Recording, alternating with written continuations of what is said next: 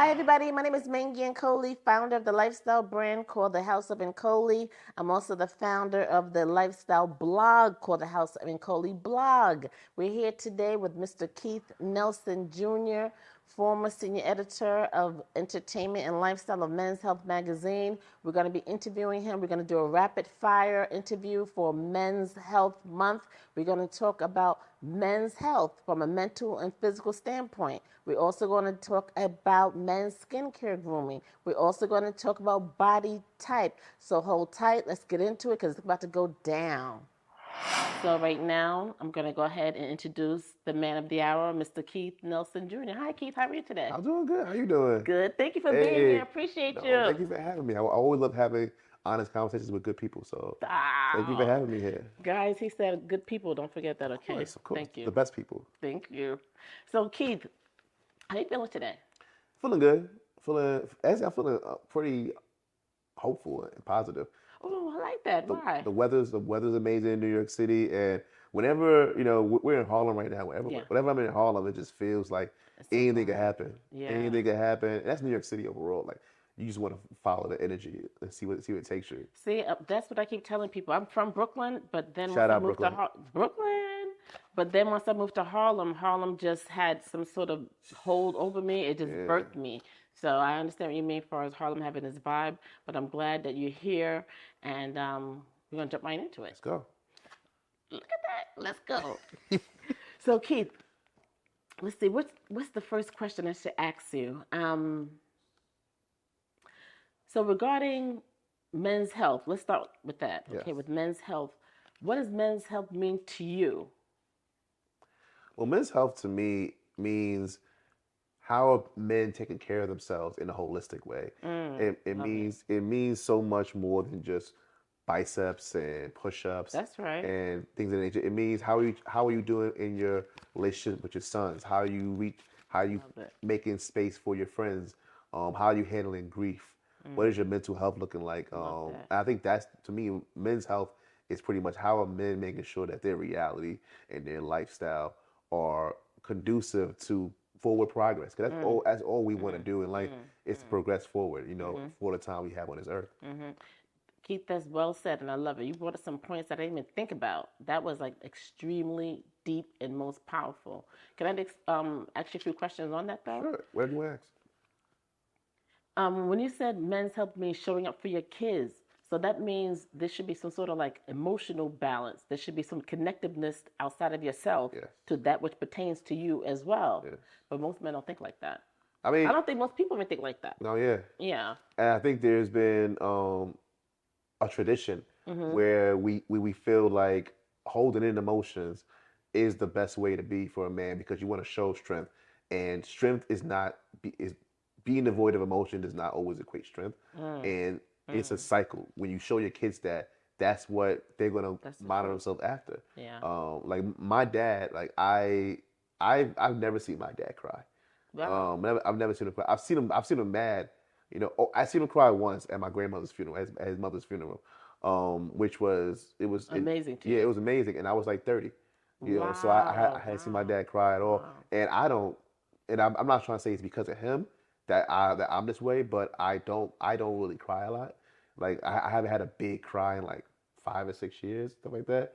And I know that that's something that I want to change. I want to be more open with that, but it's just something Good for you. something that I haven't been used to, and that's kind of what I've seen from a lot of men is they want their sons to be able to handle so much that happens in life because especially as a black man, you got to be inundated with so many obstacles every single day, ones that you don't even realize, Wow. ones that are like Wow. operating behind the scenes, like blood pressure, operating behind the scenes, like sometimes people at your job that you think are cool with you, they might say things behind your back because they have a certain kind of perception of you. There's always things that are going on with black men that they have to battle, and you have to That's the truth. regulate Wow. your emotions to be more in Wow. control of it. Wow. Wow. So yeah, I definitely think that more men should Wow. teach their sons how to balance that.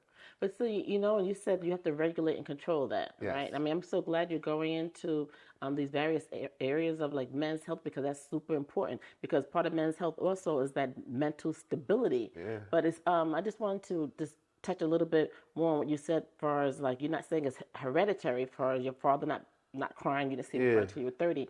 I read on some studies that depression is hereditary. That usually you'll get depressed if you've had a family member in the household Yeah. who's depressed, that more than likely you will also become depressed Yeah. too when you're older. I'm like, how are those two correlating? And then it makes me think. And then also when you mention about, far as like having adversity at the job within your industry, media and entertainment. When I was reading up on regarding our interview, that in the entertainment industry, you guys go through so much bullying and harassment Yeah. behind the scenes, and that lots of times the managers and the leaders are not able to, or they don't intervene. Yeah. So I'm thinking, I said, well, wow, look at what men have to go through. It's just so much. But I'm just grateful that how you interpreted what men's health means to you, and that you see me like you're trying to get on a path to make sure that you don't fall into any particular cycles. That's it. Yeah. Good for you. Yeah. But and the thing about that is like entertainment is very much it's something that's very glamorous on the outside, Yeah. but it's no different than a lot of other jobs when it comes to like the pecking order. It comes from relationships, and sometimes and that's good to have relationships, and those things help you get anywhere in life. That's But then true. sometimes there's what people call the boys club in media, where you'll see the Right, same right, faces right. getting the same opportunities, and it's a regurgitation of the same opinions, and it's not new people getting onto these spots, which is why I love that. I love the young journalists that are coming up and doing things like my man Jordan Rose over there at Complex. There's people like The magazine? yeah, Okay. Complex is Dylan Green, who's doing great things at Pitchfork, William Ketchum and stuff like that. Eviani, who's amazing, doing great things over at Face and Meta, and she's been doing journalism all over the place. Like there's so many Beautiful. different journalists that are now getting in space and breaking through that glass ceiling, and that's kind of why the streamers like Akai Sanat and Oh, the young guy. yeah, Yeah. and for a lack of a better term, academics. That's why they're starting to become the standard bearers, and now they're the new voices of the culture because people just got tired of the same old names, things of that nature. So I think that is what happens behind the scenes in a lot of these media things, is that people just let their friends come and do the jobs, and then like people who are doing great jobs are like, hey, I'm here too. So How does that make one feel though? If you know you're an expert in your craft, you have longevity in your craft. Like, what does that do from like a mental and psychological standpoint? Like, how? I mean, because most of the time, you know what? Only a couple of years ago, I fully understood that term going postal. When they say, the person went postal, I just thought it was just a term. You just go postal, but no, postal really came from someplace. I used to yeah, work for the post office for um, oh, I have to remember my lavalier. yeah, yeah. Right. I used to work for the post office for like 3 months, Okay, and 3 months. What happened? okay. I don't mind saying it because look, Okay. I didn't make probation. Oh, Okay. that probationary period Yes. before that. Okay. So, AKA, I got fired. Oh, Okay, so that's okay. I had a full time day job already, and I was just doing that full time as well, just for endurance, just to see if I got it like that. hustler. There you go. Yeah, Exactly. hustler. That's my dude right there. And so it was very toxic, hmm very, very, very toxic environment. It was really stressful. So I understand, as far as like working in an environment, and you may feel a certain way mentally because of what you're going through behind the scenes. Like, what are the types of ways that you use to um, keep Keith, the serenity of Keith? I try to make sure to separate what I do from who I am. That is awesome. That is Wow. essential Wow. in everything that you do in life to me. Mm-hmm. Is and there's no Do. downside to being proud of of what you do, and really just making that shit life. I mean, but you have to have you were who you were before you did what you did. That's very true. Like Yeah. you was that person. So Mm-hmm. don't let that person get lost into what you evolved into doing and Good stuff for like that. you. So I do things For like you. I also understand when I got deeper into this game of journalism, I realized that there's no ceilings really. There's always different paths to get to where you at right now. Like I'm seeing ended up entertainment and lifestyle and men's health, Good for you, and man. that wasn't because I got any handout. That wasn't nobody gave me that job. Nobody was like, oh, obviously they gave me the job, but nobody really was like, oh, Keith, look out for Keith and stuff like that. There was nothing like that. I just put the work in. Good for you. And I went and just freelanced all over the place. I wrote for um, Vibe magazine. I wrote for Billboard. I wrote for Revolt. I wrote for Complex Grammys. Like I just hit the pavement and just kept working. And I realized that if you do the work, the good rewards will come. But you have to do the work. The problem is that a lot of people think that volume is or quantity is more important than quality. So they'll get frustrated. Like I've been doing this for 5 years. Why am I not getting on? It's because you've been doing the same thing for 5 years. You've been writing from this for the same site, the same blog. Maybe that blog doesn't have that kind of visibility, but it's something that you're used to. Right. And as humans, we're creatures of comfort. Or a lot of us are. Yeah. So you're used to being like, I know I can get a steady check here. Let me just keep doing this. But it's like you're not going to get anywhere if you don't break out and do new things. And you can make your own. You can make your own path. Honestly, you can make your own path. Like I'm not done in my journalism career where I want to get to, but I know that I've been able to make my own path, do things my own way, and in no way am I going to say I had no help. I had a lot of help, but they were just people that always looked out for me, and helped me along the way. Like Sade Jenkins over at Netflix, she does an amazing job doing their PR stuff. Anytime you see anything black going on in Netflix, she probably got a hand in it. Wow. And she helped me out so much to get to certain places. Beautiful. And just a lot of people have helped out, but you gotta know who to work with, and also understand that when it's time to pivot to something better and something greater. So you don't mind stepping out and venturing out, and that gives you peace of mind as well. Just going for what you want. Yeah. And pounding the pavement and just going out and doing it. Yeah. Back to the point about men's health, you gotta maintain your mental health. You gotta maintain your mental health because that's the thing that's going to help you get, especially at a job like this where it's 90% creative. You have to like I don't work a manual. I don't have a manual labor job. I don't have to lift things and worry about like physical endurance and certain. Obviously, you still got to work on your body and make sure you got the energy to sustain throughout this job. But it's more about the mental. So you got to rest. You got to make sure you keep yourself curious. Go to different things that will stimulate your mind and things of that nature. So it's all about mental health to me. So listen, guys, you see the points that he's making, which I think is just so dope as far as health and in particular mental health. I like also what he mentioned, go out and go for yours because I read somewhere several years ago that depression, no, it was actually a former bishop of a church I was part of. He said depression is from a lack of expression.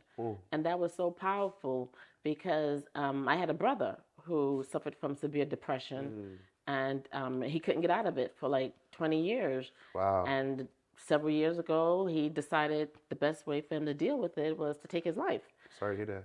Yeah, me too, because I'm still in shock. Wow. But I mean, I love the points that you made. And what resonated most with me was when you were mentioning the type of jobs that you were going for, and you did say you had a lot of help, but you went out there because to me, that was also helping mental health because if you went for what you wanted, that's even though maybe a struggle in doing it, you still were manifesting what you wanted. Because to me, that helps to feed your soul. Yeah. That feeds your mind. It makes you feel confident and powerful and believe that you can do anything you want to do once you're already trying to get it done, you know. So I just want to say thank you for that. Oh, of course. I'm always here to open up myself. We're going to go ahead and go on to the next topic. So we just got finished talking about men and health and mental health. So Keith, ready for the next one? Yeah.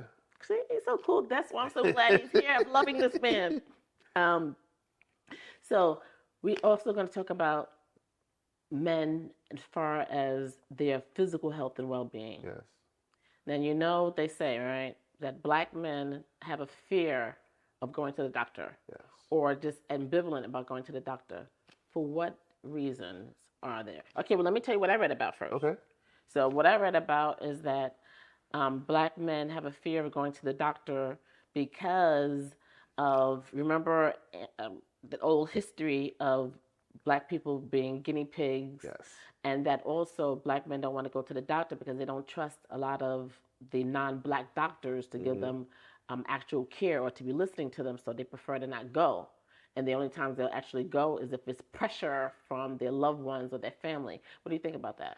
I think it's a very valid point because a lot of black men don't want to go to the doctor because of fear. Yeah. You know, a lot of it is fear of their mortality, fear of things that they can't control. I'm doing this column with Common and Men's Health and we Nice. speak about different kind of topics. The rapper Common, and Yeah. we do different kind of topics. And he told me that when he turned 50, one of his friends told him, who's a doctor, said you need to get a colonoscopy. And Common was like, why? Like, because he said you're at the age where you need to start thinking about that. And it kind of took Common back a little bit because he was like, I eat healthy, I train, I work out. You Yeah. know, what I mean, I Yeah. do all these things. Yeah. I don't want, I had a little bit of fear. And while he didn't say this next part explicitly, I think what he was trying to say is, I don't want to be told that all Right. my hard work was for nothing. Right. That's the truth. And that's a lot of things. Like I said, back to what I said about black men Right. and how we go through so many things every single day. Oh. And imagine being somebody like Common, who you're fighting through the ordinary things that black men go through. Then you're fighting through the specialized thing that rich black men go through, and then you're fighting through the certain things that rich and well-known black men are going through. And you work your way through that. The reason why we're Wow. doing the Wow. thing with Common and Men's Health is because he is, for all intents and purposes, he is the healthy rapper. He's what people look Okay. at when they Okay. go to who's the guy who's vegan, who's speaking about mental health, who's Right. very much like, Right. This is true. This is Common, true. Right. Common is all non-champa and yoga and stuff like that. So imagine if he's like, I did all of that, and then I go to the doctor and they say, hey, yeah, you got stage 3 cancer, which he That is doesn't scary. Yeah. he doesn't have. Yeah. But imagine that. That's for Common. Now imagine the average black man who he's probably, maybe he's living check to check, maybe he's not, but he has his own adversities, and then to have something that he feels like he can't change, That's the truth. that's scary. That's what Chadman Boseman died of, colon cancer. Yes, I yes. mean, like, I don't know if him of all he people. and I don't know if he had any tests. I haven't read anything about it. I don't know when, like what year, how old he was when he got tested. Right. Because obviously he died before anybody could interview him about it. I believe. Right. I can Yeah. go check and see if Yeah. maybe he He was kept it something. quiet. He Yeah. kept it quiet. So, and I don't want to have his family has been so gracious about not speaking on his story, which is amazing. But yeah, like when he passed, that's a shockwave to a lot of people Exactly. because if you notice, a lot of what was going on when people were saying, "Oh, what's going on with Chadwick Boseman? He's so skinny right now. Like, dang, is he on drugs? He's da da da." And that's another thing. Like, obviously, black women understand that more than black men about being, you know, criticized for your physique Yes. and how you You're look. right. Yeah. But it also affects black men in a very severe way because if you're not cock diesel or look like you could beat somebody up tomorrow, you looked at as weak. So when he was hearing that, he's seeing that, and he's Black Panther. He's literally at one point, Chadwick Boseman was the the epitome of black strength. Like, to millions of kids and people across the world. And now his body is betraying him. So I can only imagine what he was going through with that in that mentality. I can only imagine how he felt being like, damn, I no longer have, and to know that, because usually when you get that kind of diagnosis, they tell you how much time you have left. That's the truth. So not only Yeah. does he know his time is limited, he knows his last years on Earth aren't going to be in the physique that he wants to be in. That I can only imagine. I'm only speculating. I don't know what he was going through, where his mind was at, but that could only wreak havoc on your mind, being like, dang, I did all of this work. I got to the mountaintop, and now I'm not going to be able to really enjoy it. You know, But Keith, I wanted to ask, is it good or bad that black men will go to the doctor only when pushed by their loved ones or their family? This is good that they're going, but is it good or bad? I bad. mean, It's okay. definitely bad. I hate giving judgments on people's lives like Yeah, that. yeah. But in terms of like your health, it's definitely bad because you're only going when the most intense situations are happening. The best times to go are to go when it's not even crazy. Yeah. To go when you want to be Yeah. up on something. You Yeah. know? So it's like I really definitely think that it's better to be proactive than reactive. I love Always it. I better to be love it. proactive than reactive because Love it. your reaction might not be enough. You Ooh. know, your reactions might not be, you may not be equipped enough to react how you might want to. But if you go beforehand, Oh. it's scary, but you're able to go about it. And that's the one thing that I love about my parents when I was growing up. So when I grew up, I had a ring where I got a bald spot that's still here. From there? Yeah, Okay. into the back of my head, like, and I had a rash for a long time because of the places that I was playing in. Yeah. And my parents was like, "Let's go get that checked out." Yeah. And I was 7 years old, and I got that checked out. They looked at it, and I had a really rough, like from 7 to like 13 was really rough for me because, kids are just terrible. Yeah. You got a bald spot, you got all these different things. People gonna be like, what's wrong with this kid? I was scratching my rash until it bled a lot of times. It was just a Yeah. really, really bad situation. But what I loved about that is it made me understand and be um, close to my health and Good be for you. aware of it at Wow. such a young age. Wow. Like at a young age, I was like, yo, the things you do can really lead to some lifelong damages to yourself. And so I can say, knock on wood, we don't have no wood, but I haven't had a major injury in my life. Like I Wow. never broken a bone, had a concussion, never been to the hospital for longer than like a Wow. week. That's amazing. So like I haven't really had anything because I've been so, and Wow. to some extent, I guess, too cautious about things. But I just haven't been like, I've been like, let me make sure I'm taking care of myself. So Good for it's better you. to be proactive than reactive to me. Can you please say that to the camera so that black man can Oh hear yeah, that? it's definitely better to be proactive than reactive because you never know if you have enough to react.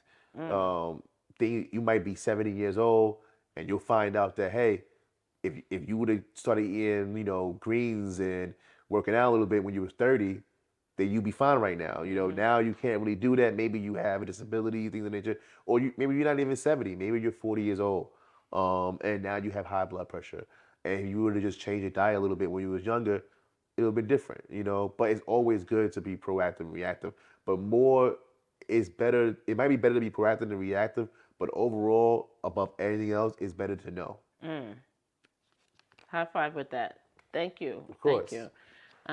So that's going to lead me into the last segment. I mean, the last question on health. So it sounds like you make sure to stay on top of your health because you had some bad experiences when you were 7, Yes.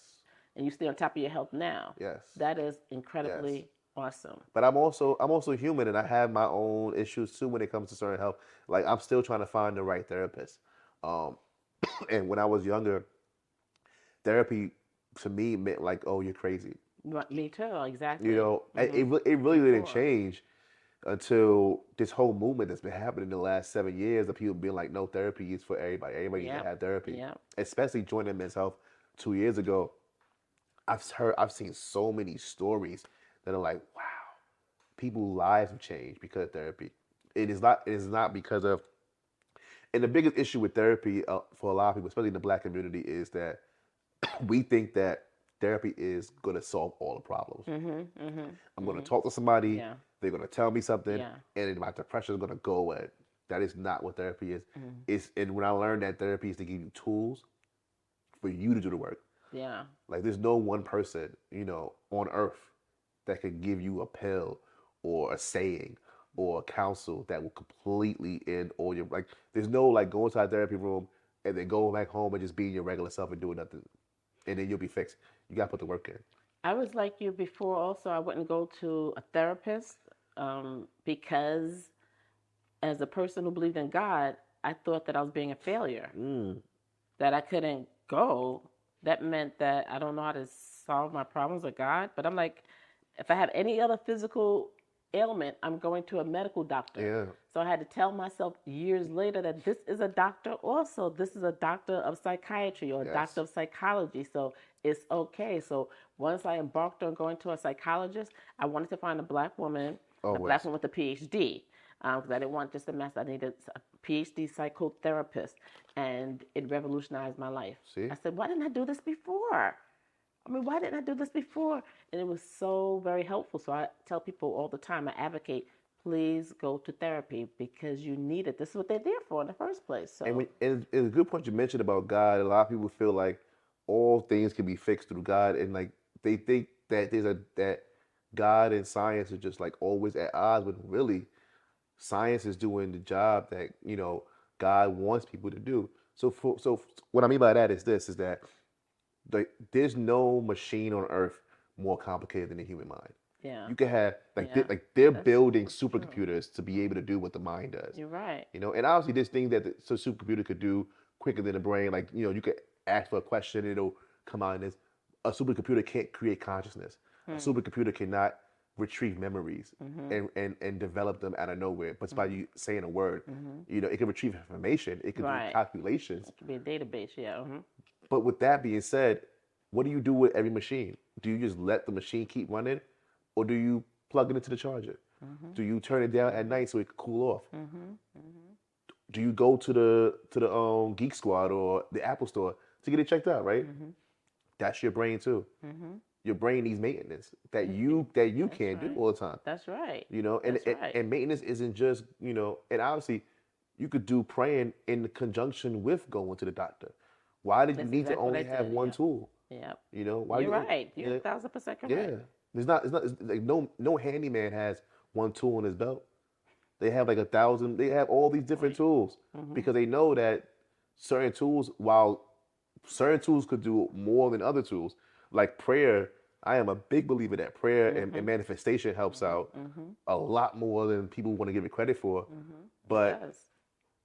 there's still tools you can use, like therapy. So, since we talked about health, I want us to segue into skincare.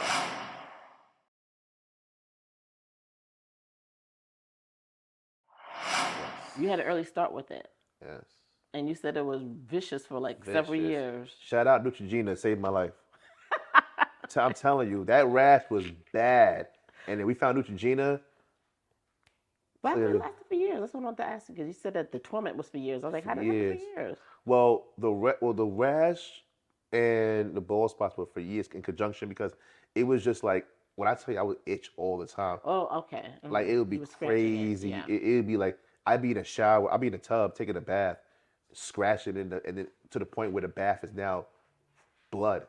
Like it's no more water. It's water, but it's like blood mixed with the water everywhere. Wow. So it was really bad. But then once I got Neutrogena and got on that, it went away. Like even sometimes I'll catch myself and be like, damn, it's really gone. And I haven't had it for 20 years. Good for you. 20 plus years. You still remember the time though? I will never forget. Like I can recall how it felt, the sensation. Every time I touch my stomach, I recall little remnants of how that felt, which goes back to the whole supercomputer analogy. It's like this is stored in my brain forever. Like I will always be able to feel what that felt. But yeah, I got over that. And yes, now I'm very big into skincare and everything. Look at you, go boy! Look at you. So you told me during the pre-interview that you've been complimented on your skin and that you take care of your skin. Yes. You said you were doing it naturally, but now you pay more particular attention to it. Yes. I have a passion for skincare and skincare for men. Men grooming themselves, basically. Men being aware that it's cool to groom themselves. But I wanted to ask you regarding men grooming themselves and you just being a forerunner in that because you said you were doing that for a long time anyway. Yeah. When you're grooming yourself, how do you feel? Does it do something to you from an emotional and psychological standpoint when you know you're pampering? Because I know you go to the spas and you do your facials and all of that. So what does it do for you? I will say I gotta get more on to regular spa visits because when I go there, I just feel like a better version of myself. I'm sure. Like you just, even if it's something small like pedicures and manicures, the other nature, you just feel like a better version of yourself when you're taking care of yourself. Like that maintenance. It's just when I put like a clay mask on and just sit back, smoke a joint, listen to some jazz, some Miles Davis or whatever, and then I just go back off and take it off. That moment, this is like a 5 second when you take off what you're having, where this is I don't know if it's a cooling effect, but it just feels like a new face almost. It feels like, oh wow, it kind of feels like when you clean your apartment or you clean your house. It's the same house. It's the same apartment that was there yesterday. But when you walk into it, now you're like, you can breathe now. You feel like a weight that you didn't know was there is lifted. Even if your house is not a mess, you clean it up and it's just a visual does so much for you. So when I'm doing that, I just feel like I'm preserving myself in a better way. And the older I get, it does feel like self-preservation. The older I get, it feels like I was telling you earlier, is that there are things that come so easy to us when we're young. And I took some of that for granted. I took some of those things for granted, thinking that, this is just who I am.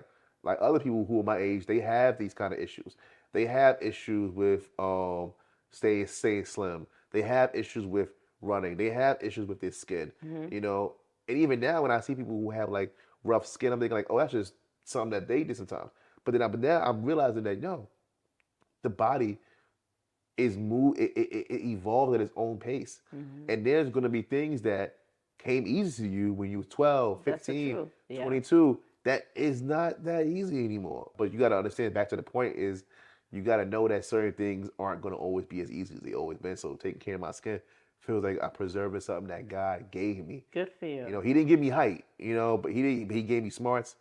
He gave me good skin. He gave me a lot of other things. So it's better to preserve what he gave me than to just think that it's going to be there forever.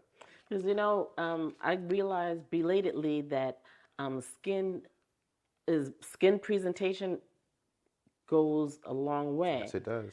I did some research and found out, which is quite shocking, that some people get jobs because of how they physically look. Oh, yeah. They look healthy. So the health means wealth. Yeah. The health means that It definitely does. That you have longevity, and they may not at all have that, but.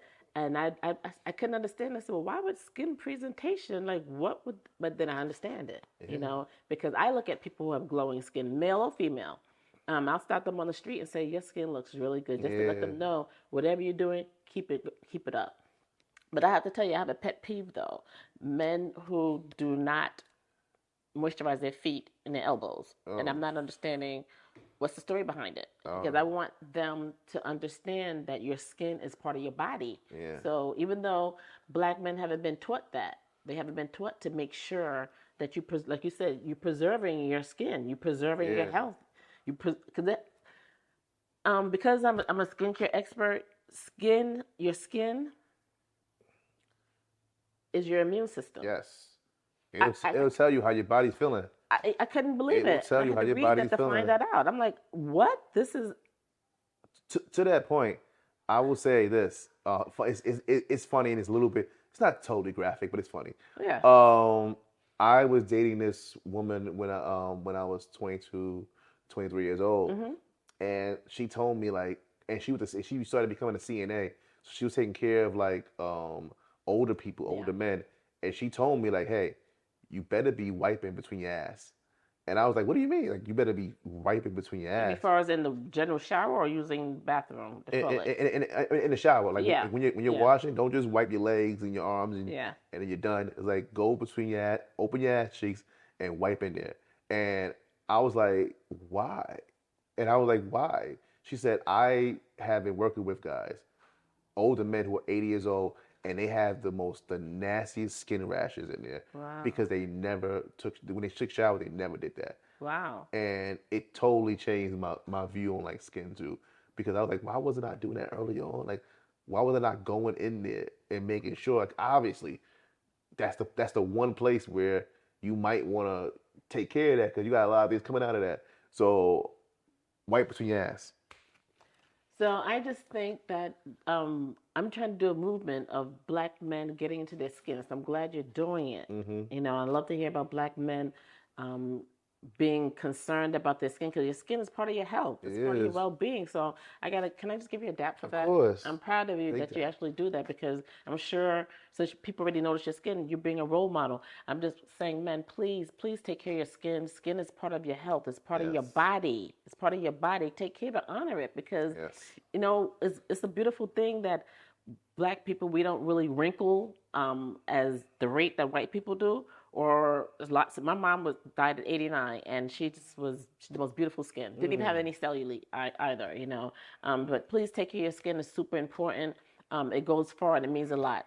So that's just what I wanted to say regarding that segment. Not sure anything else you wanted to say? No, I just want to say that 100%. A lot of it was all what this conversation has shown a lot, and the one thing that I've always known and realized is how interconnected your body is. Like, you know, it's, I mean, you could visually see that your legs are connected to your feet, connected to your thighs.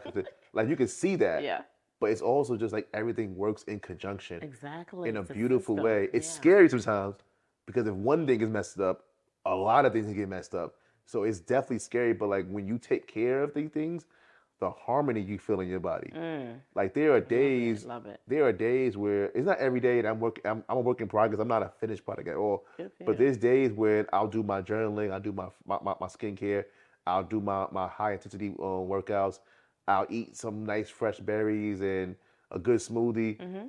It'll be sunny outside, and you just feel like you could do whatever. Like today, like I told you, I feel like I could be up until 3 a.m. out here because I just feel like amazing because I'm able to take control of what my body's doing to a certain extent. We don't all control our body 100%. Our body's gonna do what our body's gotta do. Yeah. But it's good to have a good amount of control where I can like dictate where things might go. Good for you. Man, I hope you heard that. Okay, because that's super important. And we want to make sure we preserve our black men because you guys Yes. are our precious jewels. Yes. So I'm getting the cue that we have to wrap up. I have one more question for you. Okay. Okay. So regarding, or on a topic. So regarding body type. We kind of skirted around it a little Yeah. bit, you know, like you said, that people, you know, think like a man is supposed to have like this big body and Yeah. what did I write here? I can't see my own handwriting. That's terrible. Cause usually The big body type guys, huh? Yeah, I was moving. You know, okay, you were saying something fascinating, but yeah, I was like that too. I Yeah. thought that men are supposed to have like, if you're big and strong, that means you're powerful and you're good and your mind is good. I mean, that's since been dispelled. Okay, so I'm like, okay, wow. But I like what we were talking about, you know, during the pre-interview when you said like body type. How body type does not necessarily mean good health. Yes. And you know how people like to fat shame people. Yes. I never fat shame people, but I also thought that because I come from a family that's heavily into physical fitness, we were athletes growing up, almost everybody in my family. So we grew up with being physically fit. Yes. So I thought that whoever's not, that means you're willfully not being, you're being lazy. Yeah. Okay, and you're being slothful. That's what I thought. But now that I'm suffering from my own, okay, health issues and body issues and being unnecessarily fat and areas of my body that I'm not happy with because I've had injuries and I'm trying to get back on point. My mindset has changed. So for you, what's your perspective on body type equaling health? I feel like body type isn't it's not an indication of how healthy somebody is. Obviously, Right. Excellent. it could be an indication of what they're able to do sometimes, but a lot of times it's not. Like at Men's Health, we did this amazing project called Every Body is Perfect, where we highlighted so many different bodies, trans bodies, overweight bodies, just so many different bodies and how they're able to do the things they do. I talked to this guy Martinez, and I forget his last name. Forgive me, but he's known as the 300-pound runner, and he does a run club for people who are like bigger people who want to run. That's awesome. And he's run marathons. Like he's run more marathons than anybody that I know who's like half his size. Marathons are hard. Hard, and Very he's done all of them, and he's still relatively the same size. And not to say that it's not working, but what it's saying is that that's a body type that works for him. You know. Also, we interviewed Mark Henry, a wrestling legend. Okay. You know, one of the strongest men in America. Mm-hmm. And if you see him on the street, you would think he's a big dude. You know, he must be eating all the time. But if you try to punch his stomach, you want to feel a brick wall. Wow. You know, so it's not always like you can't just see and think, oh, that's what it is. He said in his story with Mark Henry, he said he was in the store, and this kid pointed at him and said, "Oh my God, mommy, he's fat." And then Mark Henry, he didn't snap, he didn't get mad at the kid or his mom. He said, "No, I'm strong." And the kid looked at him and was like, "Oh wow." And he's one of the most like Mark Henry, one of the most common people I know. So I feel like body type isn't always indicative of health. It's more so indicative of where's your body at right now, and what can you not do. What's indicative of health is people's discussions. Talk to them. Ask them like, so what are you doing today? What are you doing this week? What are you doing this week? How do you feel? Do you want to, if people are like, oh no, I don't want to walk up those flights of steps, let's take the elevator. That's cool. It's not saying you're out of shape, but it's saying that maybe you don't want to do that. Maybe your body isn't comfortable walking up 6 flights of stairs. You'd rather take an elevator. Or like New Yorkers, My friend was like, Keith, you guys walk everywhere. Like you'll say something that's close if it's a mile away walking, and it's like, yeah, because it's You're a right there. walker? Okay. It's right there. Let's just walk. So it's kind of like this, and it's hard to gauge people's health that way because you can't talk to everybody. I think I told you before in a pre-interview that most people that you meet in your life or you see in your life, you only see them for like 6 seconds, Yeah. and then they'll be It's gone. amazing. So Yeah. you'll have that visual like, oh, that person is working out. Like obviously you see jacked up muscles, you're like, oh, he must work out. He must do something like that. But you don't know what his kidney health is. He might be down at a fifth of vodka every day. You know what I mean? Or he might be doing this, he might be doing that. You don't know what his health is. Or you might see somebody who's overweight and think, oh, they must be eating fried chicken all the time. No, there's plenty of medical conditions where That's a weight loss is harder for certain people. yeah. You know what I mean? So it could be something like that. And also, you gotta have grace with people. So I feel like body type does not indicate, Yeah. always does not always indicate health. It can be a look once you find out about them. So like we were talking about Chadwick Boseman, obviously him losing weight was a direct result of his colon cancer. Yeah. So his body was an indication of his health. But like we also said, people thought he was on drugs. People thought he was doing some wild stuff. So I They said it feel was chemo that he was going through at that time. in the Yeah. chemo, yes, so it's kind of like, it can be indication, but you got to talk to people. If you don't talk to them, then you're just guessing. You know, you're absolutely right because I think it was about 2 or 3 years ago. There's this famous marathon runner.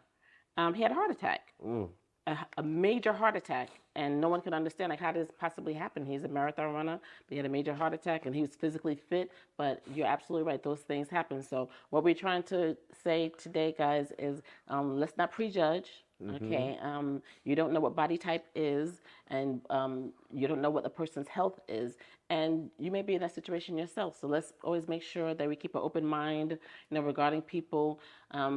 Health is wealth, no matter what it is. Yes. Okay, so I just wanted to make sure we end on that, and I wanted to say thank you so much to Mr. Keith Nelson Jr. Mr. Jr., Mr. Keith, can you please tell our awesome audience how they can reach you? You could definitely reach me at Keith Nelson Jr., one word, or Instagram. You can email me at nelsonjr.keith@gmail. No mixtape, please. No mixtapes. You could, unless it's good. Let me not say that. If it's good music, I'll check it out. But yeah, reach me there, and then also check out some of my stuff on menshealth.com. Like a lot of my stuff will be there. You see me in the issues. And if you see me on the street, say what's up.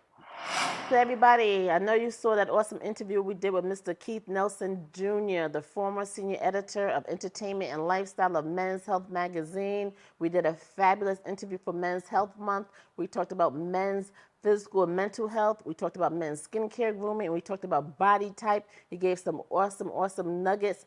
You guys need to make sure you stay tuned and watch it. You will be so enlightened, and you have a lot of fun as well. So make sure you follow me again. My name is Mangi Nkoli, founder, creator of the House of Nkoli brand, and also the House of Nkoli blog. Find the information all right here. Make sure you also follow Mr. Keith Nelson Jr. at his page called Keith Nelson Jr.